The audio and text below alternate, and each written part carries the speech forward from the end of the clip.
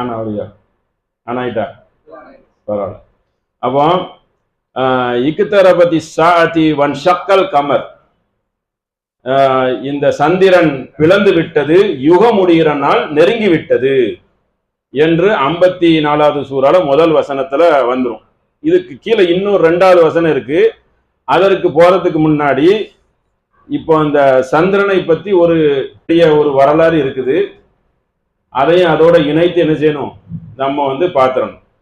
இந்த சந்திரன் பிளந்தது என்பதை ஒரு கோடு மாதிரி 2ஆ வெட்டப்பட்டதை முதல் இஸ்லாத்தை இந்தியாவிலேருந்து ஏத்துக்கிட்டாங்க. சேரமன் பெருமாள்னு சொல்லி அவர் அதை பார்த்தார் அப்படி எழுதி வச்சிருக்கிறாங்க. பிளந்தது உண்மைதான், ஆனா அவர் பார்த்தாரா என்பது அப்படி சொல்லப்படுகிறது. பார்த்துட்டு அவர் சில சிற்றரசர்கள் அவருடைய தளபதிகளை எல்லாம் அழைத்துட்டு என்ன செய்யறாரு, கேரளால இருந்து, கேரளால ஊர் என்ன ஊரு, கொடுங்கநல்லூர், அந்த ஊர்ல கிபி 629 முன்ன பின்ன இருக்கும், 29 25 அப்படின்லாம் சொல்லப்படுகிறது. சரிங்களா? ஆக மொத்தம் இந்த 600ல இருந்து 625க்குள்ள 629 ஒரு ஸ்டாண்டர்டா சொல்லப்படுது. அப்போ அவங்க எங்க போறாங்கன்னா இதை பார்த்துறாங்கன்னா, சந்திரன் பிறந்தான்னு சொன்னா ஒரு பெரிய சமாச்சாரம் தானே, நிறைய பேர் பார்க்கலாம்ல திடீர்னு. அப்போ பார்த்து கூட இருக்கலாம், பார்க்கல அப்படின்னு சொன்னாலும் அப்படியே வைத்துக்கிறங்க. ஆனா பிறந்தது உண்மை இல்ல, நபி ஸல்லல்லாஹு அலைஹி வஸல்லம் அற்புதத்தில் இது ஒன்று. அப்ப இதை பார்த்துட்டு அவங்க போறாங்க அப்படிங்கறத எழுதி வச்சிருக்கிறாங்க. ஆனா அதற்கு முன்னாலே இறை தூதர் வந்திருக்காங்கன்னு கேள்விப்பட்டாலே போய் பார்ப்பது, இறைவனை பத்தி கேட்பது அன்றைக்கு இருந்த மக்களிடம் அது ஒரு பெரும் வாடிக்கை. அதனால அப்ப ஒரு படைகள்லாம் கூப்பிட்டுட்டு என்ன செய்யறாங்க, போறாங்க, போய் இஸ்லாத்தை ஏற்றுக்கிறாங்க. இஸ்லாத்தை ஏற்று திரும்ப வரும் பொழுது என்ன செய்யறாங்க, சலாலாங்கிற இடத்துல இறந்து போயிடுறாரு.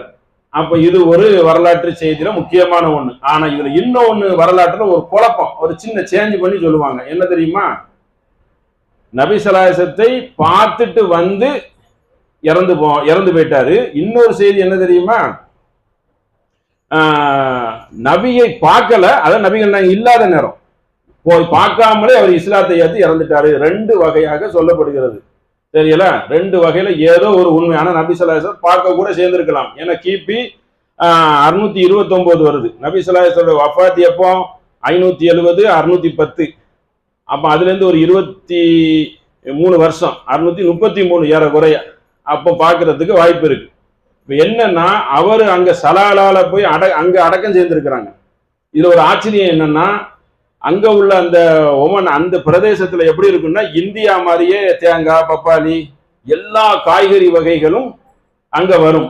அங்க உள்ள மக்களை எல்லாம் பாத்தீங்கன்னு வைங்களா, இந்தியர்கள் மாதிரியே இருப்பாங்க, கேரளா மாதிரியே, அதான் இந்தியா மாதிரியே இருப்பாங்க. இப்படி ஒரு அற்புதம் சான்றுகள் கண்ணால போனா என்ன செய்யலாம், சலாலாங்கிற இடத்தில் போய் பார்த்து கொள்ளலாம். அரபியர்கள் நம்ம முக சாடையில இருக்க மாட்டாங்க, வேற சாடை வெள்ளையா இருப்பாங்க, நல்ல ஹைட்டா இருப்பாங்க, வாட்ட சட்டமா இருப்பாங்க. அவங்களையும் கொஞ்சம் ஒமன் சலாலா பகுதி உள்ளேயும் அவங்கள பார்த்தாங்கன்னா அச்சு அசலாக ஹிந்தி அப்படின்னு சொல்ற அளவுக்கு தான் அவங்களுடைய முகபாவனைகள் இருக்கும். இது ஒரு சான்றில் ஒன்று. இவர் இஸ்லாத்தை ஏற்றதற்கு ஆதாரம் என்னது, இந்த கொடுங்கல்லூர்ல 629 2930 கெட்டப்பட்ட பள்ளிவாசல் இருக்குது. அதுபோக கள்ளிக்காவிலை குமரி மாவட்டத்திலே ஒண்ணு இருக்கு, அது 1200 வருஷம். இந்த பள்ளியை புதுப்பித்து என்ன செய்திருக்காங்க, இன்னும் வரைக்கும் வைத்திருக்கிறார்கள். அப்ப இஸ்லாம் இந்திய மண்ணுக்கு 1400 வருஷம் ஆச்சு அந்த வரலாற்று பிரகாரம். இது ஒரு செய்தி. அதனால கேரளாங்கிறத அங்க அரபுல எப்படி தெரியுமா எழுதி வச்சிருப்பாங்க வரலாறுல, கேரளா என்பதுக்கு அர்த்தம் கேரம் அப்படின்னு இவங்க எழுதி வச்சிருக்காங்க மலையாளத்துல, கேரம். ஆனால் கேரளா என்றால் அங்கு அவங்க எழுதி வைத்திருக்கிற வரலாறு என்னவென்றால் ஹைருல்லா. ஹைருல்லான அல்லாவுடைய பிரதேசம், ஊரு. அந்த ஹைருல்லாங்கிறது மருவி என்ன ஆயிட்டு என்றால் கேரளா அப்படின்னு ஆயிட்டுன்னு அங்க உள்ளதை அவங்க எழுதி வைத்திருக்காங்க. இது ஒரு விஷயம் என்னன்னு கேட்டோன்னா, அவங்களும் சொல்லுவாங்களே, ஏதாவது அல்லாவின் இறைவனின் பூமி அப்படின்னு 2 இடத்த சொல்லுவாங்க. இஸ்ரேலையும் அப்படி சொல்லிக்கிடுவாங்க, இதையும் அப்படி சொல்லிக்கிடுவாங்க. அதனால இந்த ஹைருல் அவங்க அப்படி எழுதி வரலாறு வச்சிருக்கிறாங்க. இதெல்லாம் ஒரு சனது வருஷம்லாம் கிடையாது, எழுதி வைத்த செய்தி. அப்போ அதுதான் ஹைருல்லாங்கிறது மருவி என்ன ஆயிட்டு கேரளான்னு வந்திருக்குங்கிறது வரலாற்றில் இன்னும் ஒரு செய்தி. இவர் அடங்கப்பட்ட இடங்கள் அங்கே இறந்ததுனால அந்த இடம் இருக்கிறது. அதுபோக அங்க உள்ள காய்கனிகள் எல்லாம் இந்தியா போன்று பல காய்கறிகள், அது வானம் பார்த்த பூமி, அங்க காய்கறி வராது, இருந்தாலும் அங்க அந்த மாதிரி ஒரு விளைச்சல் இருக்கிறது. முக பாவனைகள் மரபணு அடிப்படையில எல்லாம் வந்து இந்தியர்கள் போல் ஒவ்வொருத்தருக்கும் ஒவ்வொரு சாயல் இருக்குல்ல, சீனா பிலிப்பினி அவங்களுக்கு ஒரு சாயல், வெள்ளைக்காரனுக்கு ஒரு சாயல், அப்படி இருக்கிறனால இவங்க வந்து ஆச்சரியம் என்னன்னா அரபு மண்ணில் இவங்க மட்டும் ஃபில்டர் பண்ணி இந்தியனுடைய ஃபேஸ் மாதிரி இருக்கும். இது ஒண்ணு ஆச்சு. சரிங்களா? இப்போ இந்த சந்திரனை வந்து பிளந்ததை பற்றி அறிவியல் ரீதியா என்ன தெரியுமா சொல்றாங்க? இல்ல இல்ல அதெல்லாம் பிளக்கல அப்படின்னு சொல்லி, அப்படி இறைவன் இருக்கிறாங்கிறது ஆயிரும்ல, அதுக்கு அவங்க வந்து சில சான்றுகளை சொல்றாங்க. சான்றை சொல்லிட்டு கடைசியில என்ன சொல்றான்னு பாருங்க. என்ன தெரியுமா சொல்றான்?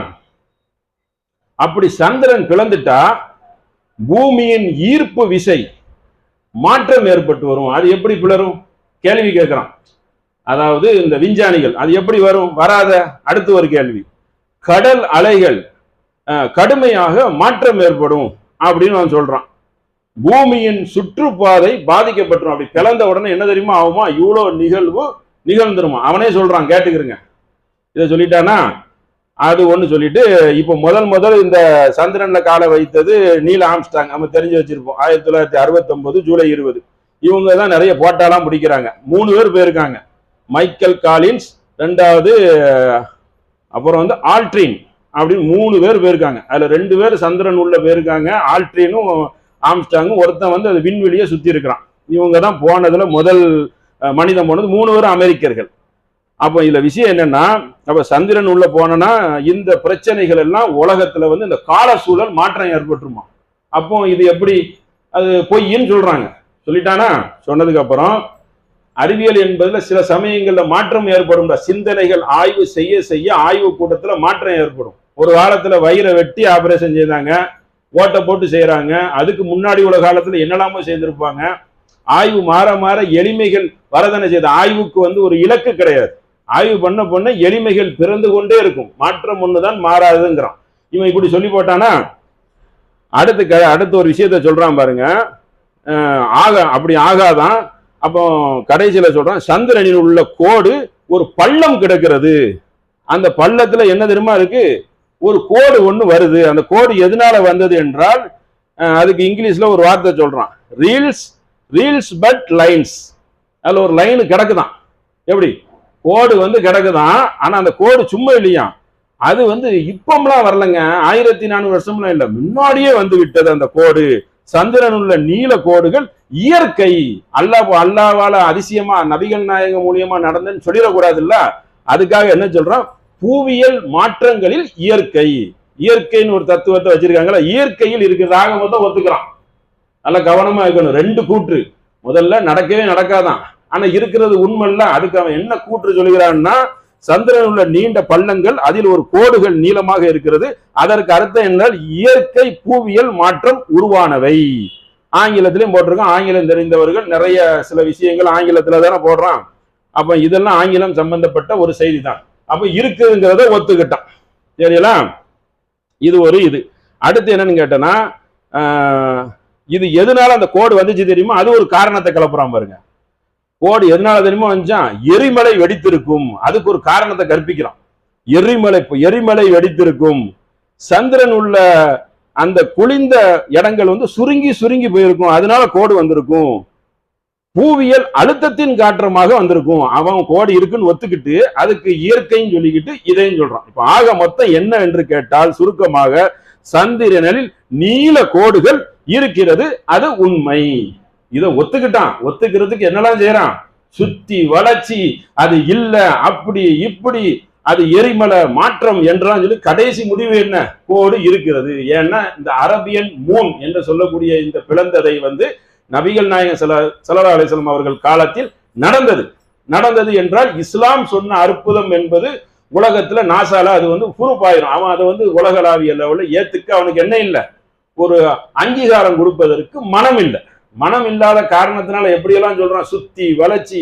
அதே அறிவியல் தான் மனிதன் குரங்கிலிருந்து பிறந்தான்னு சொல்லி இருக்கிறான். அப்புறம் ஒத்துக்கிட்டான்ல, ஒரு தாயின் தந்தையில, ஒரு தாய் ஆப்பிரிக்கா தாயின் வயிற்றிலிருந்து வந்தாங்கிறத ஒத்துக்கிட்டானே.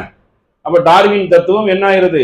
அடி வாங்கிறது. அப்ப அறிவியல் இந்த சிந்தனை விஞ்ஞானம் என்பது ஒரு கட்டுக்குள் இருக்காது, அது விரிவடைந்து கொண்டே போகும். சிந்தனை வந்து போய்கொண்டே இருக்கும், மாற்றங்கள் இருந்து கொண்டே இருக்கும். இதை வந்து என்ன செய்யணும், புரிந்து கொள்ளணும். இவ்வளோ புனைகளை புனைந்துட்டு அப்படி இப்படின்ட்டு கடைசியில என்ன சொல்றான், ஒரு கோடு இருக்குது, அது இயற்கை, அல்லாஹ் என்று சொல்லிவிட்டால் அவனுக்கு இழுக்கு வந்துரும்ல நாக்குல, அதனால அதை ஒத்துக்கிறாங்கிறத நீங்கள் என்ன செய்யலாம், உள்ள போய் இந்த 3 சம்பந்தமாக ஆராய்ச்சி பண்ணி கொள்ளலாம். அப்போ அந்த 3 வந்து பிளர்ந்து நபி ஸல்லல்லாஹு அலைஹி வஸல்லம் காட்டுறாங்க பார் அப்படின்னு சொல்லி. நபி ஸல்லல்லாஹு அலைஹி வஸல்லம் சில நபி ஸல்லல்லாஹு அலைஹி வஸல்லம் கொடுக்கப்பட்ட அற்புதம் என்னன்னு கேட்டீங்கன்னா குர்ஆன் தான், முழுக்க குர்ஆன் தான். குர்ஆன்ல சில அற்புதங்கள்ல இது ஒரு, இந்த சந்திரன் பிளந்தது என்பது இது ஒரு அற்புதம் அந்த கமர் சூறாவில் இருக்கிறது. கீழே உள்ள வசனத்தையும் படிக்கிறேன், அதையும் கேளுங்க. வயின் இவர்கள் வயரவு ஆயத்தன் தூரிது வயகூலுன சிஹ்ரும் முஸ்தமிர், இவர்களிடம் எந்த சான்றை காட்டினாலும் என்ன தெரியுமா சொல்லுவாங்க, இவருக்கு எந்த சான்றை காட்டினாலும் சரி, அவர்கள் இரவுனா பார்க்கிறது, ஆயத்தன் அல்லாவின் சான்றை இவர்கள் பார்த்தால் கண்டால் அது என்ன தெரியுமா சொல்வார்கள், இது சூனியம், சிகிர்னா கண்கட்டி வைத்த, இது வந்து ஒரு சிகிரு என்று சொல்லிட்டான்ல. மனிதர்களுக்கு எண்ணத்தை தான் காட்டினாலும் என்ன செய்ய மாட்டான், அவன் அது ஏத்த அவனுக்கு ஜீர்ணிக்கவே முடியாது போல இருக்கு. அப்ப தூரிது அல்லாவின் சான்றை கண்டால் அவர்கள் சிகிர் என்று கூறுகிறார்கள், அதாவது ஒரு சூனியம் போல, அது ஏதோ ஒரு கண்கட்டி வித்தை என்று கூறுகிறார்கள். தூரிது புறக்கணிக்கிறார்கள், அலட்சியப்படுத்துகிறார்கள். கடலை பிளந்தாலும் சரி, ஒரு பாறையில கைத்தடிய வச்சு அடிச்சாலும் சரி, கம்பை பெரம்பை பாம்பாக்குனாலும் சரி, என்ன ஆனாலும் சரி, யூதர்கள் மாதிரி அல்லாஹ்வை நேர்லயே பார்த்திடலாமா அப்படிங்கிற கேள்விக்கு தான் யூதர்கள், அந்த பனி இஸ்ரேல் கூட்டத்தார்கள் அவ்வளோ அற்புதத்தை செய்தாலும் அவனுக்கு என்ன செய்ய முடிய மாட்டிருக்கு, ஜீர்ணிக்கு. அது சம்பந்தமா இன்னும் சில வசனங்கள் இருக்குது. ஆனா இதுல என்ன சொல்லிடுறான் அல்லாஹ் கீழேயே, அந்த வசனத்துக்கு கீழேயே அவர்கள் இதையும் பார்த்தால் என்ன சொல்கிறார்கள், சிகிர் என்று சொல்கிறார்கள். அதுபோக தூரிது அதை புறக்கணிக்கிறார்கள், புறக்கணிக்கக்கூடிய மக்களாக இருக்கிறார்கள் என்று கூறுகிறார்கள். அப்ப இது வந்து ஒரு ஆதாரபூர்வமான உண்மை, இது ஒரு வரலாற்று சான்று. நான் வரலாற்று சான்றுல நடந்ததற்கு முழுக்க என்னது, இப்படி ஒரு சேரம பெருமான் என்பது ஏற்று அது கிஜெட்லயும் வச்சிருக்கிறாங்க. அந்த பள்ளிவாசலும் இன்னும் என்னது பாதுகாக்கப்பட்டு புதுப்பிக்கப்பட்டு வந்து கொண்டு இருக்கிறது. அது ஒரு செய்தி. சரிங்களா, நிறைய பேருக்கு இந்த செய்திகள் தெரிஞ்சிருக்கலாம். அந்த அவர் அங்கே அடக்கம் பட்டு அந்த இந்தியருடைய முகச்சாடைகளில் மக்கள்கள் இருக்கிறாங்க. மரபணுலாம் ஆய்வு பண்றாங்களா, ஆய்வு பண்ணா தெரிஞ்சிடும், ஆய்வு எங்க பார்த்தாலே தெரியும். இது ஒரு செய்தி. அடுத்த ஒரு செய்தியை பாருங்க. மூணாவது சூறால அல்லாஹ் வந்து ஒரு கவலையை பற்றி நமக்கு ஒரு சான்றை நமக்கு தருகிறான். சான்று இது போக இதுல நிறைய அர்த்தமும் இருக்கு. மூணாவது சூறால 153 இது துஸிதுன வலா தலவுன அலா அஹதின் வ ரசூலி யதுவுக்கும் ஃபி உகாராவுக்கும், உங்களுக்கு பிறகு இந்த தூதர் உங்களை அழைத்து கொண்டிருக்கும் பொழுது நீங்கள் என்ன செஞ்சிட்டீங்க, வ அசாபக்கும் கம்மா, பார்க்காமலே போகிவிட்டீர்கள். இது எதை பற்றி பேசுது என்று கேட்டால் உஹது போர்ல நபி ஸல்லல்லாஹு அலைஹி வஸல்லம் சில சட்டங்களை பிறப்பிக்கிறாங்க. அந்த மக்கள் வந்து கேட்காம என்ன செஞ்சுட்டாங்க, நீங்க அந்த மலைக்கு மேல நின்னுங்க, அப்படி செய்யுங்க அப்படின்னா அந்த மக்கள் வந்து கீழே இறங்கி வந்துட்டாங்க. ஒரு சில திட்டமிடுறாங்க. அந்த மலையில நின்று பார்த்தா எதிரிகள் வந்து வரமாட்டாங்க. நபிகள் நாயகம் இறந்த செய்தியை கேட்டு இவர்கள் வந்து மலையை விட்டு இறங்கி வந்தது, எதிரிகள் அட்டாக் பண்ணி ஒரு சதி வேலைகள் நடந்துரும்.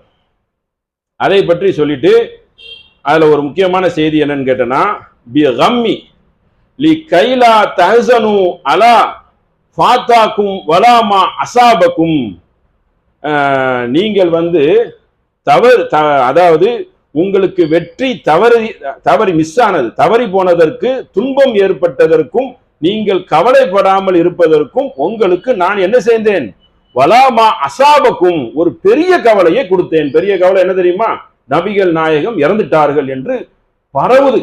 ஏற்கனவே நம்ம அன்னைக்கு சொன்னோம் பெருங்கவலை. இந்த பெருங்கவலையை கொடுத்துட்டு அல்லாஹ் என்ன தெரியுமா சொல்றான், வல்லாஹு கைரு பிமா தஅமலூன், உங்களுக்கு பெருங்கவலையை அவன் உங்களுக்கு பரிசளித்தான், அதை அல்லாஹுவே நன்கு அறிந்தவன். பரிசளித்தான் எதற்கு சொல்றான் தெரியுமா, சின்ன கவலையில இருந்துட்டு இருக்க சில வந்து ஒரு பெரிய கவலையை கொடுத்துட்டேன்னு வைங்களேன், சின்ன கவலை நமக்கு அடிபட்டு போயிடும், ஊதி தள்ளிடலாம், மறந்துடுவோம். ஒரு மனத்தத்துவ ரீதியான ஒரு வசனத்தை அல்லாஹ் சொல்றான். ஒரு சின்ன செய்தி, உடம்பு சரியில்லை, ஒருத்தர் கொஞ்சம் பலகீனமா இருக்காருன்னு வைங்களேன், ஒரு இறந்த செய்தி கேட்டா நம்ம சின்னது என்ன நினைப்போம், சாதாரணமா நினைப்போம். அப்ப சாதாரணமா நினைக்கிறதுக்கு சிறு கவலை பெருங்கவலை சொன்னால் சிறு கவலை என்ன செஞ்சிடும், மறந்து விடும், அதை ஊதி தள்ளி விடுவார்கள், அதை புறந்தள்ளி விட்டு என்ன செஞ்சிருவாங்க, பெரிய கவலையின் பக்கம் வந்துருவாங்க. அப்ப பெரிய கவலையை கொடுத்து அல்லாஹ் என்ன செய்தான், உங்களுக்கு பரிசளித்தான், அல்லாஹு கைரும் பிமா தஅமலூன், அதன் மூலியமாக என்ன செஞ்சான், உங்களுக்கு வெற்றியும் தந்தான். அப்போ சின்ன கவலை, தோல்வி நடக்க, நபி ஸல்லல்லாஹு அலைஹி வஸல்லம் இறந்துட்டாங்கன்னு சொன்ன உடனே எல்லாம் ஒன்று கூடிட்டாங்க. அவங்கள அடிச்சு வீழ்த்தின உடனே அது அவங்களுக்கு பெரிய கவலையாச்சு.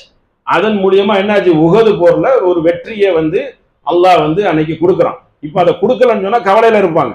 அப்ப பெரிய கவலை சின்ன கவலையை என்ன செய்திரும், அவர்களுக்கு சரி செய்து விடும் என்ற ஒரு ஒரு சான்றையும் தருகிறான். யதார்த்தமா அப்படிதானே, நம்மளும் சிந்தித்து பார்க்கலாம்ல. ஒரு பெரிய ஒரு சின்ன சுமை இருக்குது, ஒரு பெரிய சுமை வந்தா சின்னது நமக்கு என்ன தெரியாது, கண்ணுக்கே தெரியாது. அந்த பெருசு தான் நமக்கு அந்த முன்னாடி நிற்கும். அந்த ஒரு தத்துவத்தை நமக்கு குர்ஆன் மூலியமாக அல்லாஹ் நமக்கு விரிவுபடுத்துறான். அடுத்து ஒரு சான்றை பாருங்க. ரப்பனா இன்னி அஸ்கன்து மிர் துர்ரியதி பி வாதின் கைரதி ஜர்இன் இந்த பைத்திக்கல் முஹர்ரம். 14வது சூரா. இது நம்ம நிறைய பேர் தெரிஞ்சு வச்சிருப்போம். என்னவென்று கேட்டால், ஒரு துவாவை என்ன செய்யறாங்கன்னா, இப்ராஹிம் நபி கேட்கிறாங்க. சரிங்களா? இப்ராஹிம் நபி கேட்கறது இப்ப சான்றுல இல்லைனாலும் அது இன்னைக்கு நடந்துகிட்டு இருக்குது. அதை பார்க்கணும்ல. என்ன நடக்குன்னா, எங்கள் இறைவனே ரப்பனா, எனது சந்ததிகளையும் இந்த புனித ஆலயத்துல இந்த விவசாயத்துக்கு ஜர்அன் ஒன்றத்துக்கும் உதவி இல்லாத பயிர் பச்சைகள் விளையாத இடத்துல என்ன செஞ்சுட்டேன், வானம் பார்த்த பூமி தானே, ஒண்ணுமே கிடையாது. அங்க திராட்சையோ ஆப்பிளோ எது, உருளைக்கிழங்கு கூட வராது, வெங்காயம் கூட வராது. அப்போ பெட்ரோல் தான் வரும். தாயிஃப்ல வரும். தாயிஃபுக்கு எதுக்கும் சம்பந்தம் கிடையாது. சரியா? அது குளிர்ந்த பிரதேசம், ஹில்ஸ் ஏரியா. மக்கால வராது. அது புரிஞ்சுக்கிறோம். அப்புறம் அங்க சுத்தி வட்டாரத்துல வேற இடத்த சொல்லக்கூடாது. மக்கா ஒரு பயங்கரமான மூர்க்கத்தனமான கொண்ட மலைகள் குண்டங்கள் அந்த மாதிரி இருக்கிற பகுதி. ஒரு 80% அப்படிதான். ஒரு சில இடத்துல கொஞ்சம் குளிர்ந்த இடங்கள் இருக்கும். அப்போ விவசாயத்துக்கு தகுதி இல்லாத ஒரு பள்ளத்தாக்கில் என்ன செஞ்சுட்டேன், அவர்களை நான் விட்டேன் புனித இடத்தில். ரப்பனா லா யுகீமு ஸலாத்த, அவர்கள் தொழுகையை நிறைவேற்றுவதற்காக அந்த இடத்தில் அவர்களை குடியமர்த்தி விட்டேன். அப்படி சொல்லிட்டு என்ன தெரியுமா சொல்றாங்க, ஃபஜ்அல் அஃபிதத்தம் மினன் நாஸ். இதான் இறைவா, மனிதர்களில் சிலரது உள்ளங்களை இதை நோக்கி என்ன செய்யுங்க, விருப்பம் கொள்ள வைப்பாயாக. எப்ப கேட்கிறாங்க, அவங்க கேட்டு ஒரு 6000 ஆண்டாவது இருக்குமில்ல, எப்படினாலும் 5000 கூட வச்சுக்கிறீங்க, கேட்கிறாங்க. அதாவது மனிதர்கள் இதை நோக்கி திரும்பணுமா. இப்ராஹிம் நபி கேட்கக்கூடிய துவா அல்லாஹ் அத குர்ஆன்ல நபிகள் நாயகம் மூலியமாக நமக்கு எடுத்துரைக்கிறான். மக்கள்லாம் இந்த பாறாங்கற்கள், இந்த மலை குண்டங்கள், குகைகள் பார்த்தாலே புதுசா போனவங்களுக்கு பதப்பதக்க வைக்கிற மாதிரி வெளிய பகுதிகள், மக்கா ஹரத்தை தவிர்த்துட்டு வேற ஏரியாவுக்கு போனா என்ன வந்துடும், ஒண்ணுமே இருக்காது. ஒட்டகம் மேய்க்கிற காடா இருக்கும், பாலைவன பூமியா இருக்கும். அப்போ தகுவி இலேகும் ரிசுககும் மின சமராத்தி அல்லகும் யஸ்குரூன். மனிதர்கள் சிலர் உள்ளங்களை இதை நோக்கி விருப்பம் கொள்ள, அதாவது இந்த பக்கம் திருப்புவாயாக, நாங்க நன்றி செலுத்தக்கூடிய இவர்களுக்கு கனிகளை உணவுகளாக வழங்குவாயாக, அதாவது நல்ல கனி வர்க்கங்களாக வழங்குங்கிறான். ஆனா அங்க கனிகள் என்ன இருக்காது, விளைந்து வராது. அப்ப மக்களும் அந்த இடத்துக்கு என்ன செய்ய மாட்டாங்க, வர மாட்டாங்க. அப்ப என்னது, இந்த ரெண்டும் இப்ப நடக்குதா? ரெண்டும் நடக்குது. உலக அழிகிற வரைக்கும் இருக்கும். கனிகள் ஆப்பிள் என்ன திராட்சை என்ன எல்லாம் என்ன ஆகுது, எக்ஸ்போர்ட் பண்ணி ஏற்றுமதியில வந்தாலுமே அங்க வந்துருது. அந்த கனிகள் எல்லாம் வரவும் செய்கிறது. இதை நோக்கி மக்கள் விருப்பம், கூட்டம் கூட்டம் கூட்டம், எந்த அதிர்வலை நடந்தாலும் சரி, எவ்வளவு பெரிய நெருக்கடியான சம்பவங்கள் நடந்தாலும் சரி, பஸ்ஸே எரிஞ்சு பல பேர் இறந்து போனாலும் சரி, எதை கண்டு என்ன செய்ய மாட்டாங்க, அஞ்ச மாட்டாங்க. கூட்டம் என்னது, ஒரு நாளைக்கு சாதாரண நேரங்களில் 5 லட்சத்திலிருந்து 7 லட்சம், ரமலான் டயத்துல ஹஜ்ஜிக்கு நிகரான கூட்டம், எப்பவுமே கூட்டம். அப்ப கூட்டமும் குறைஞ்ச பாடு இல்ல, உணவுக்கும் என்ன இல்லை, அவ்வளவு மக்களுக்கு உணவு கிடைக்கணுமே. ஆச்சரியம், அந்த இடத்த போய் இன்னும் பார்த்ததுன்னு ஆச்சரியம் இருக்கு. அவ்வளோ மக்களுக்கு என்ன உணவு என்ன, உடை என்ன, கனி என்ன, பழம் என்ன, எல்லாமே கிடைக்குது. இது போக தண்ணி, ஜம்ஜம் தண்ணி வர குடிச்சுக்கிட்டே இருப்பாங்க. ஜம்ஜம் தண்ணியோட அதிசயங்க தனி, அது கொஞ்சம் காண்டா இருக்கும், 1/4 அடி 1/2 அடி இருக்கும். அது ஒரு பக்கம் குடித்து குடித்து அங்கிருந்து மதினா வரைக்கும் தண்ணி போகுது. அப்போ அவ்வளோ அற்புதத்தை துவாவாக கேட்கிறாங்க. கேட்டுட்டா என்ன ஆகும், அது கேட்டா நடக்கணும்.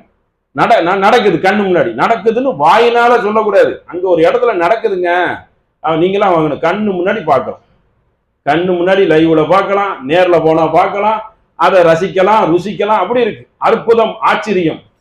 அற்புதம் ஆச்சரியம்னா உலகத்துல அது ஒண்ணுதான் அற்புத ஆச்சரியம், மற்றதெல்லாம் அற்புத ஆச்சரியம் கிடையாது. சும்மா சொல்லலாம்.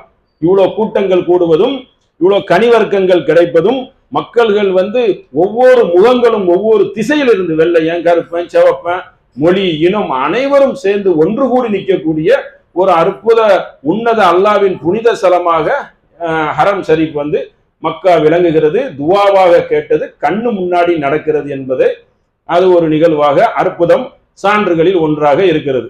இன்ஷா அல்லாஹ் இது போக மேற்கொண்டு சான்றுகளை என்ன செய்யலாம், நாளைக்கு பார்க்கலாம். அஸ்ஸலாமு அலைக்கும்.